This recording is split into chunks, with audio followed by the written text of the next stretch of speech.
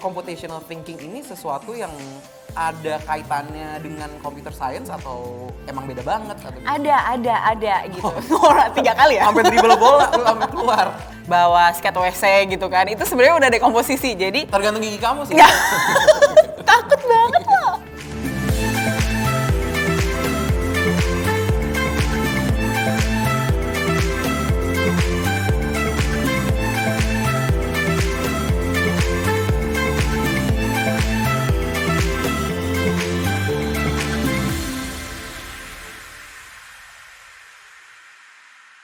Halo teman-teman, kembali lagi di podcast Jarum Foundation dan kali ini ada saya, Adit, yang bakal nemenin di episode Bakti Pendidikan Jarum Foundation. Ada apa sih sebenarnya di Bakti Pendidikannya Jarum Foundation? Jadi hari ini kita kedatangan narasumber, seorang gadis. Wow. Kenapa? Nggak apa-apa. Seorang gadis yang tak hanya cantik ya, Terima namun kasih, juga terima kasih. berkarisma. Terima kasih. Kita undang. Waduh, kita undang dari bawah nggak tuh? Mau kamu sendiri atau siapa Sendiri nih? aja, Memperkenalkan? Oke. Halo teman-teman podcast Jarum Foundation, saya Vika Andina, program associate di Bakti Pendidikan Jarum Foundation.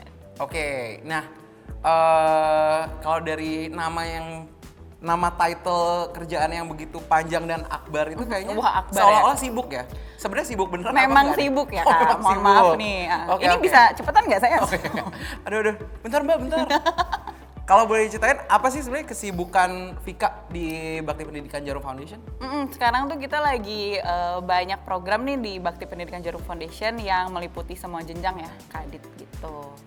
Semua jenjang, jadi kayak range-nya luas ya? Iya, ada perguruan tinggi nih, kita punya Jarum Beasiswa Plus, kemudian untuk tingkat SMK kita punya pengembangan SMK di Kabupaten Kudus.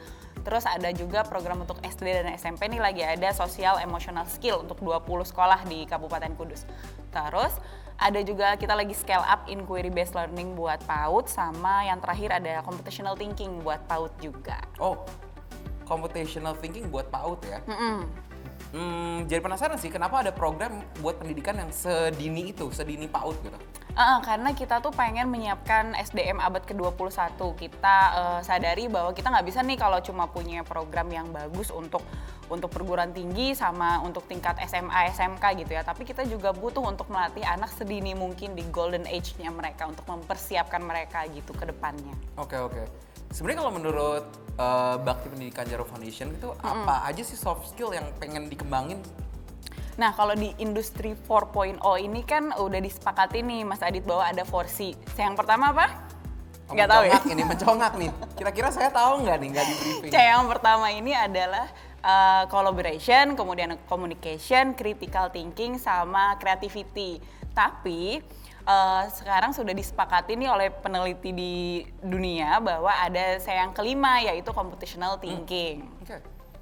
Namanya unik ya, kayak mungkin Baru denger ya? benar-benar baru hari ini nih. Saya tahu Emang computational kurang thinking. baca ya kayaknya ya? Kayaknya sih mungkin, padahal buku adalah jendela dunia ya. Betul sekali.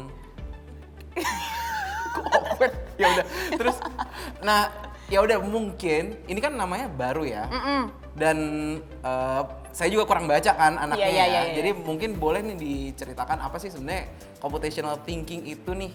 Nah, namanya kan kayaknya kesannya susah ya, padahal sebenarnya ini sederhana banget sih. Computational thinking itu adalah cara penyelesaian masalah secara terstruktur yang nggak hanya kita pakai di dunia akademisi, tapi juga di kehidupan sehari-hari. Jadi sebenarnya udah dipakai sama kita tuh, cuma kita nggak sadar aja.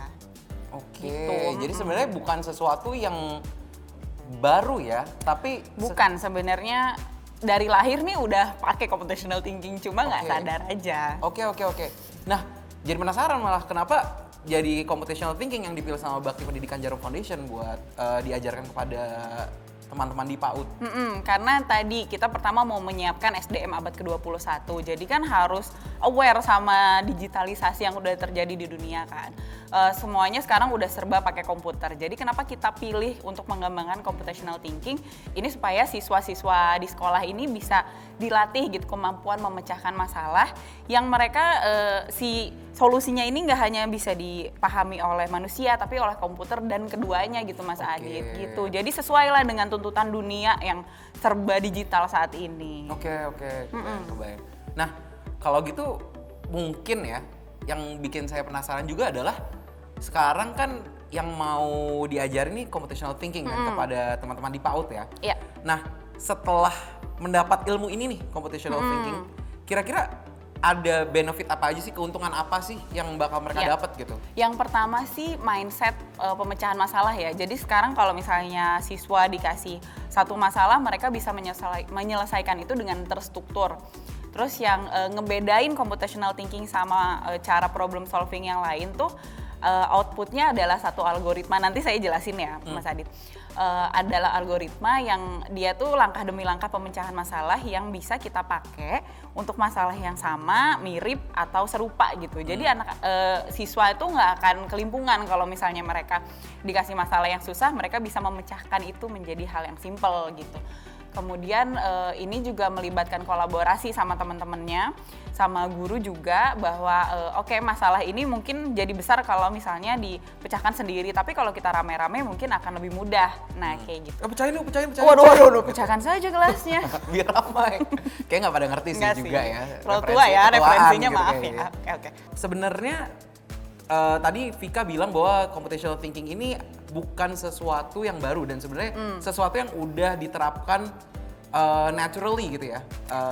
Iya, cuma nggak kita sadari aja. Jadi pertamanya tuh sebenarnya di tahun 90-an sudah ada nih penelitiannya, tapi yang bikin dia booming itu adalah satu karya tulis ilmiah dari Janet Wing, namanya tahun 2006. Di situ beliau mengatakan bahwa computational thinking ini adalah kayak literasi yang baru. Jadi selain menulis, membaca, berhitung, computational thinking ini perlu untuk dimiliki oleh semua orang.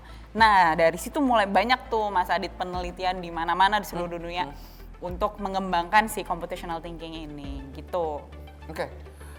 Kalau buat teman-teman yang awam di rumah mungkin pernah dengar yang namanya computer science nih. Iya. Nah, sebenarnya jadi penasaran sih, apakah computational thinking ini sesuatu yang ada kaitannya dengan computer science atau emang beda banget atau gimana? Ada gitu. 3 kali ya? Sampai dribble bola lu sampai keluar. Nggak, biar yakin banget gitu. Tapi kalau misalnya computer science itu kan definisi umumnya kayak satu ilmu komputer yang mempelajari soal komputasi, kemudian hardware, software, komputer gitu. Sedangkan kalau computational thinking ini adalah cara berpikir yang, tapi ini tuh roots-nya dari computer science gitu. Roots-nya adalah cara berpikir programmer gitu, tapi bedanya computational thinking ini bisa kita integrasi ke banyak hal, bisa ke kesenian, bisa matematika, bahasa, bisa ke semuanya, bahkan dalam kehidupan sehari-hari juga gitu. Jadi satu hal yang bisa kita ambil dari computer science tapi bisa digunakan di mana-mana gitu. Oke, I see. Jadi lebih applicable gitu ya dari computer science sebenarnya.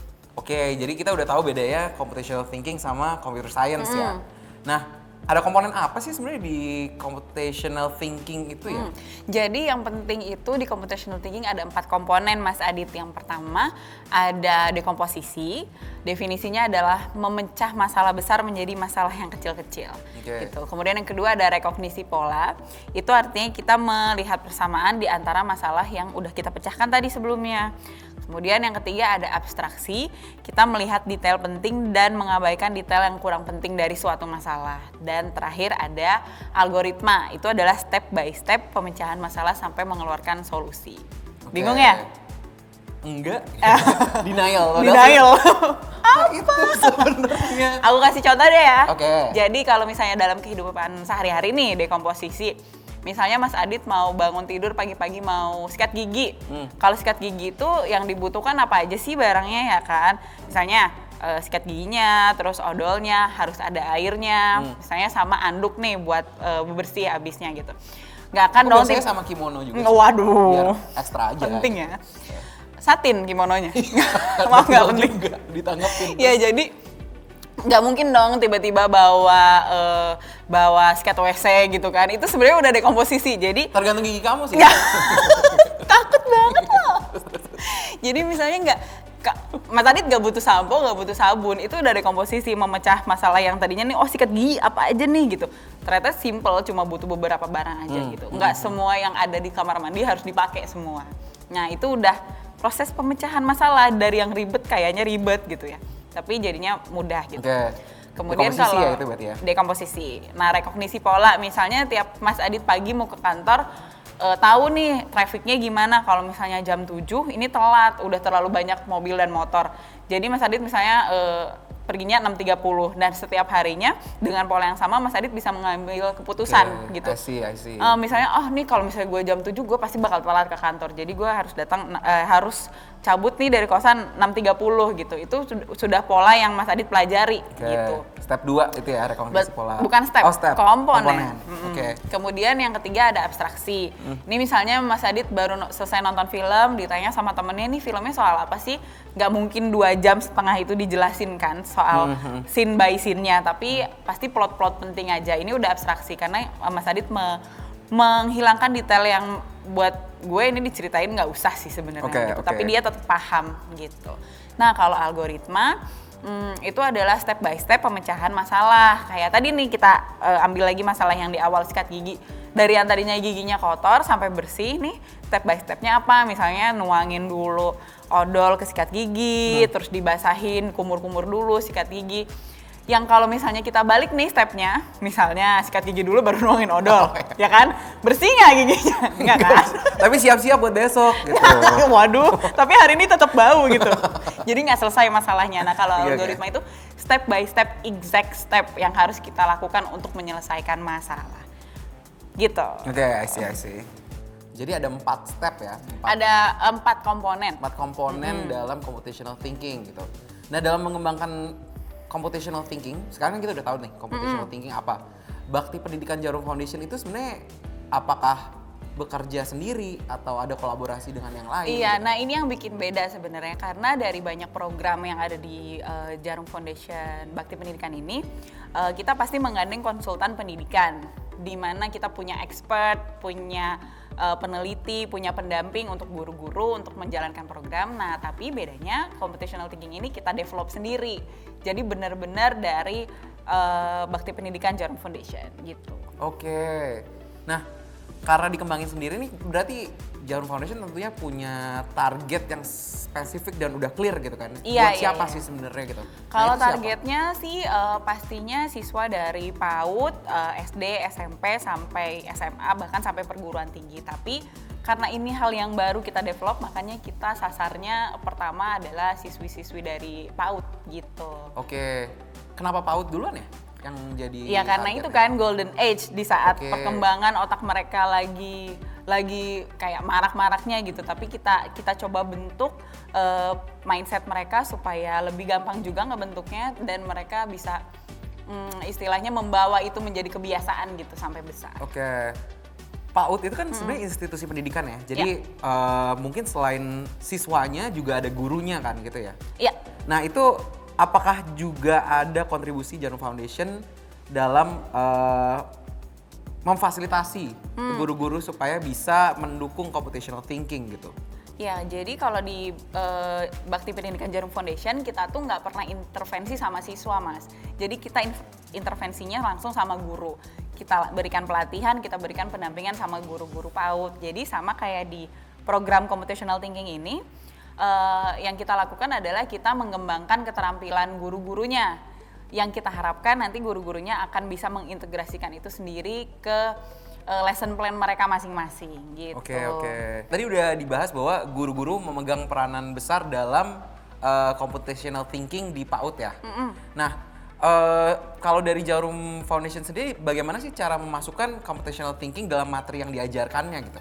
Nah, jadi kita nih lagi bikin satu modul aktivitas yang terdiri dari sekitar 40 aktivitas. Nah, yang pertama harus kita ubah mindsetnya nih Mas Adit, yang agak sulit di awal adalah guru-guru merasa computational thinking ini berarti nanti siswa-siswa akan menghabiskan banyak waktu di depan layar komputer, bakal banyak screen time-nya, itu yang mereka khawatirkan. Apalagi orang tua juga pasti was-was kan gitu. Tapi perlu kita sadari bahwa computational thinking ini sebenarnya aktivitasnya terbagi dari dua nih, yaitu ada plug yang maksudnya pakai komputer dan unplug activity yang maksudnya nggak pakai komputer. Nah, modul yang sedang dikembangkan oleh Jarum Foundation ini adalah modul unplug activities. Ada sekitar 40 aktivitas yang guru bisa ajarkan sama murid-murid. Salah satunya ini kita melibatkan coding. Jadi coding ini adalah salah satu kegiatan yang bisa menguatkan kemampuan siswa-siswa PAUD terhadap computational thinking gitu. Codingnya soal apa nih? Kenapa bisa nggak pakai komputer gitu ya? Karena kita bakal pakai robot. Hah serius? Robot coding tapi unplug? Penasaran nggak? Penasaran sih, pengen lihat sih Apa sebenarnya. kita coba main aja sekarang? Caranya? Aku bawa. Bawa dari Kudus? Serius? Yuk. Bawa robot gitu, seperti pulang kampung begitu bawanya. Yuk bawa lama deh. Udah ya, penasaran semua perasaan? Yuk kita lihat bareng-bareng yuk. Ini dia Mas Adit, robot yang aku bawa jauh-jauh dari Kudus buat kita main bareng nih. Nih, ada namanya Semi. Dia tuh bentuknya ceritanya peanut butter and jelly. Gitu. Ini tuh keluaran dari Kids First Coding and Robotics. Emang khusus buat anak di usia dari 4 tahun ya mulainya. Gitu. Jadi aku jelasin nih ada apa aja. Pertama, kita dikasih robotnya, terus ini aku liatin dia tuh ada sensor di sini buat ngedetect instruksi yang nanti kita taruh gitu buat dia baca sebelum dia melakukan apa yang kita suruh gitu. Terus sini ada kartu-kartunya, instruksinya ada mundur, ini bisa dibalikin jadi maju, ini belok kanan, bisa juga belok kiri. Terus yang paling penting ini nih ada start sama berhenti gitu. Terus kalau ini instruksi lainnya ini kayak diam untuk beberapa saat sama angka-angka di sini gitu. Nah, si Semi ini nanti bakal kita suruh jalan di sini nih Mas Adit, tapi kita kasih dulu instruksinya. Misalnya ya, kita mau start nih dari sini ke sini, ceritanya dia haus nih ada temennya. Apa? Milk. Kita taruh di sini ya. Nanti kan dia harus jalan sekitar 3 kotak, 1, 2, 3 gitu kan. Berarti kita taruh nih, udah susah ya. Kita taruh. Saya bantu deh, saya bantu. Boleh. Maju 3 kali gitu. Maju 3 kali, oke. Maju 3 kali terus jangan lupa kasih stop. Kalau nggak dikasih stop nanti dia nggak mau jalan. Oke, coba ya. Sekarang aku pencet play nih, di sini ada pencetannya play, terus biar dia ngebaca dulu algoritmanya.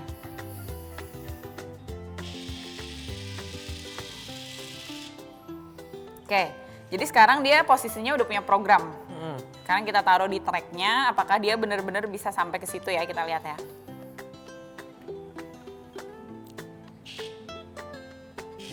Oke, ini dia nggak langsung maju, dia harus ngecek dulu nih kanan kirinya ada apa.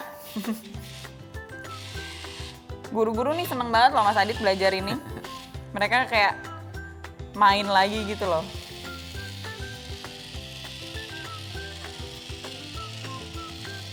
Udah pas ya, 3 langkah. Nah, kayak gini nih. Jadi apapun yang kita kasih di sini, si Semi ini akan ngikutin kita. Makanya kita harus benar-benar paham apa yang kita taruh di instruksi. Nah, sekarang coba. Ini kan maju 3 langkah, bisa kita sederhanain nggak ya Mas Adit? Bisa nggak kira-kira? Kayaknya sih bisa ya. Jadi gimana Tadi nih? kan ada bilang ada angka ya? Berarti karena majunya 3 kali, kita bisa ganti nih 2 panah ini sama angka 3. Oke, Nah. jadi artinya Berarti 3 kali iya, panah gitu. jadi udah maju 3 kali gitu, maju 3 kotak. Ini artinya guru udah belajar loop di sini. Oke. Ya kan, oke, salah oke. satu komponen penting di programming. Oke, sekarang kita hapus dulu ya. Coba nih kita hapus dulu, kita pencet sampai dia merah gini, terus kita suruh dia di tag lagi.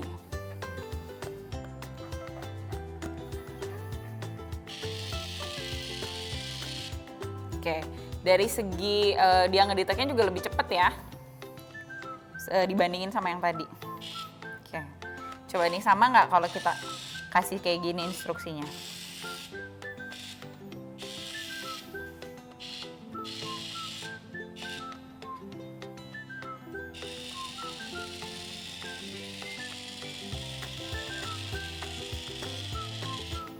Nah gitu udah nyampe kan, karena benar dia maju sebanyak 3 langkah. Nah guru-guru di sini udah belajar salah satu elemen penting dari programming yaitu loop gitu. Nah sekarang aku mau nantang Mas Adit siap nggak ditantang?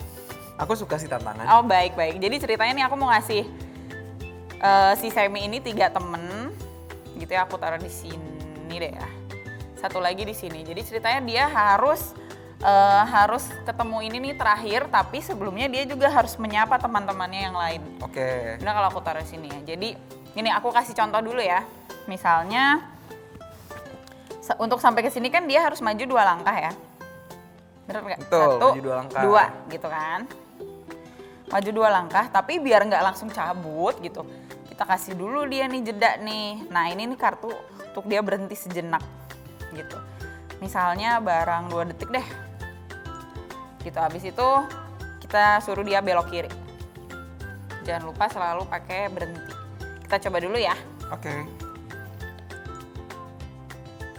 Jangan Untuk lupa. programnya relatif mudah ya Mbak Vika ya? Mudah kan? Karena ini memang ditujukan buat anak usia 4 tahun. Jadi buat kita-kita yang udah lebih dewasa nih pasti mudah banget sih. Oke. Jadi kebayang yang tadi unplug itu maksudnya seperti ini ya? Nggak ada Memprogram. kabel-kabel sama sekali. Oke, sekarang kita coba. Coba apakah dia beneran berhenti 2 detik apa enggak? Ini dia ngecek sekeliling dulu gitu ya? Betul. Emang ramah dia suka menyapa. Suka menyapa. Warga Permisi, masyarakat permisi, sih. Oke, ini harusnya maju 2 langkah. Oke. Di 1, 2, baru dia belok kiri. Oke. Gitu. Sekarang coba kalau habis dari sini mau dia ke sini gimana Mas Adit? Oke, aku coba ya. Mm-mm.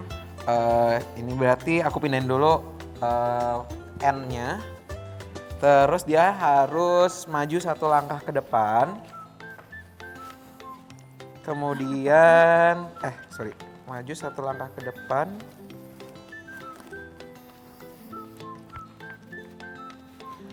Habis dia maju 1 langkah ke depan, berarti Kemana dia belok nih? kiri. Boleh. Berarti yang, belok kiri, yang mana yang belok kiri? Ini nih. Oh ini belok. Oh sama ya? Sama kan Sama. bisa Iya, dibalik. bener. Nah, bisa dibalik gini. Ini berarti belok kiri ya. Habis belok kiri apa? Abis belok kiri, maju lagi, terus Maju belok lagi. kanan. Berarti Maju lagi, hmm, terus belok kanan ya kita coba ya. belok kanannya mana? Ini harusnya berarti beloknya sama ya kayaknya. Kan gini, terus gini lagi kan, belok kiri lagi. Tadi sama dengan belok yang tadi kan. Bentar lagi mikir. Oh iya Kita bener. coba. Kita coba. Seru ya? Ih, seru kan? Maju terus belok. Ini gue kalau misalnya udah di sini berarti belok kanan. Belok kanan. Mm-mm. Kita coba lagi ya. Ini sambil aku hapus ya program sebelumnya. Oke. Terus aku tambahin N di sini ya. Mm-mm. Kita coba sampai sini dulu ya. Oke. Oke. Atau mau coba langsung sekalian sampai akhir? Segitu dulu kali Sampai ya? akhir. Ambisius, nggak apa-apa. Kalau gitu kita tambahin nih dia biar berhenti sejenak, biar ngobrol dulu sama susu. Sama milk buat kayak berapa ya? 3 detik lah ya. Berarti nanti dia di mana posisinya? Di sini? Dia masih di sini ya harusnya. Berarti berhenti 3 detik. Berarti dia kayak gini ya Ya, sekarang? berarti dia harus gini lagi ya. Nah berarti sekarang ngapain? Maju, Belok kanan dulu, enggak? belok Dia kanan kan ke sini dong. Tadi soalnya saya tambahin ini belok kanan. Jadi dia akan menyapa dulu kan. Oh Gitu, iya benar. betul. Gini. Heeh. Terus ngapain sekarang? Terus abis itu dia ngobrol, berarti harus kembali lagi ngadep ke sini. Ngadep ke sini berarti yang mana? Belok kanan Ini ya? lagi, betul belok kanan lagi. Coba Mas Adit dong yang mana? Oh ya. Belok kanan, Nah, terus terus maju lagi maju. 3. Kita bikin aja maju 1, 2, 3. Iya. Kita bikin aja 3 kali ya. Pakai 3. Terus abis itu hadap kiri. Belok kiri, Ini ya berarti. Salah. Gini. Ya, betul. Terus maju 1 langkah Ini ya. 1 langkah. Wah, pas nih tracknya. Dia bakal panjang banget.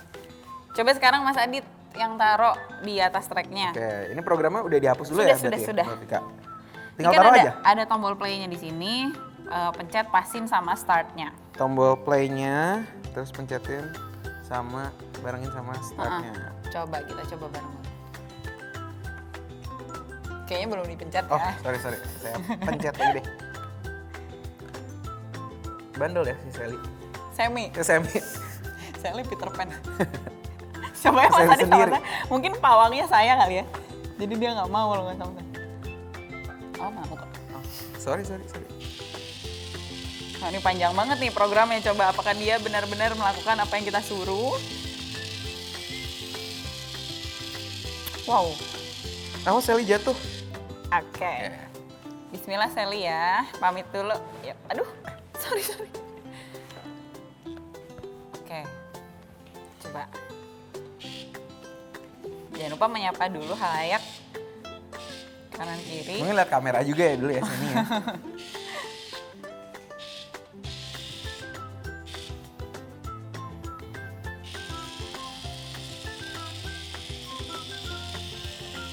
Oke, berhenti 2 detik. Belok kiri. Maju. Yuk. Kiri Belok lagi, kiri. Maju. Oh, kayak gagal deh. Kayaknya salah ya. Ya, gagal ya. Kalau misalnya salah ini dia bakal kayak gini nih, bakal ngadat si Semi ini. Ya udah tayang, tenang. Jadi dia Tapi nggak apa-apa. Oke. Tapi ini yang penting ya sebenarnya kalau dalam programming, kalau bermain coding kayak gini, justru kalau ada yang salah, ini malah bagus. Malah kayak learning opportunity gitu ya. malah kalau ada debug gitu kita harus tahu nih di mana sih salahnya kayak gitu loh Mas Adit. Nah, jadi si mainan ini tuh benar-benar bisa mengasah kemampuan codingnya guru yang bakal nguatin computational thinkingnya gitu sih. Oke. Nice, kita udah kebayang nih jadinya ya, unplug computational thinking. Iya, seru pakai banget robot. kan? Seru banget. Dan gampang dipraktekin gitu kayaknya ya. Ini mainan edukatif yang memang bagus banget buat computational thinking. Oke. Kita balik ngobrol-ngobrol lagi kali ya. Bagus Yuk. Ya? Yuk. Tadi kan ada 4 komponen ya. Ada mencomak nih, dekomposisi. Apa? 2? Pokoknya terakhir algoritma. Yang kedua apa? Rekognisi pola. Abstraksi. Kemudian algoritma. Empat itu ada di dalam aktivitas yang udah disiapkan oleh Jarum Foundation buat PAUD.